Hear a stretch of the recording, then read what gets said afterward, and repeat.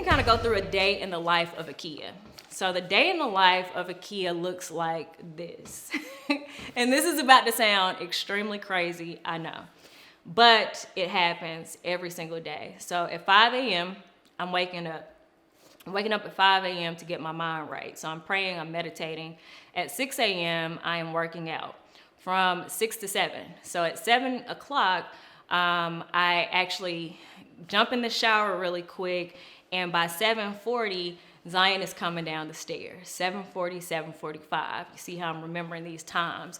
So I come down the stairs, I cook breakfast really quick, eat breakfast, and we're walking out of the door so that we can catch the bus. So I drive her to the bus stop, literally sit there, wait for the bus, and she's jumping on the bus.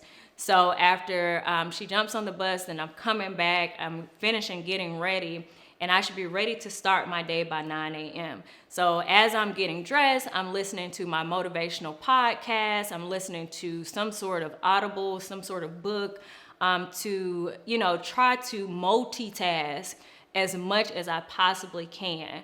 And so, then my day begins. My phone begins to ring off the hook. One thing that I have noticed that I failed at in the past is I would allow my phone to be picked up at prior to business hours. And this is something that you really have to take a hold of before you even get in the industry. So establish your hours of operation, especially as a mother. It's so important because if not, it will leak over into your parenting time. And you cannot compromise that. And so you really have to find a cutoff point at some point. And even if that looks like just simply not communicating with people, it doesn't mean you completely stop working, because we know that we have deadlines to adhere to, which may require us to email or, create an amendment and things of that nature. And you may have your one-off situation, right, where you may have to be a little bit flexible. But parenting time starts at this time. So I know that Zion has to be picked up from school at 6:30, right? So if Zion has to be picked up from school at 6:30, wherever I am in the world, I could be on the other side of town. My showings are stopping at 5:30 because it's going to take an hour commute time to get to my child. And what I am not jeopardizing is leaving her at the school by herself and her mom is not there. I don't know why that's one of my greatest fears. It's her to walk outside and her mama ain't there. So I want to be certain that wherever I am, that is all cutting off. But on the flip side, I want to make sure that my clients don't feel it.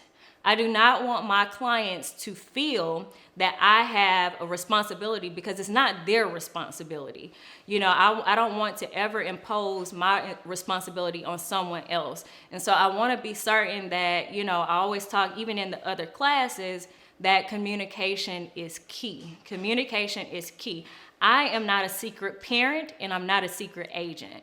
So, whenever I onboard a client, I'll always start my introduction with letting you know exactly who I am. I'm very transparent. Y'all have been following me long enough to know that I'm very transparent. So I let everyone know that I'm a mom first, right? So I let them know, I set the tone for how the relationship will flow at the very beginning, that I'm a mom. This is my daughter. So you might call me one day and I might be at a game. So you might hear some background noise of me cheering while we're negotiating a contract. And that is set up front. And they laugh it off, okay, no problem, but it's set. We've already said it. It's not something that has to be repeated again, because it's gonna happen, right? So I set the tone up front and I make sure that I allow my clients to know exactly who I am and what I have to deal with on a day-to-day basis, which is my family, and I'm okay with that.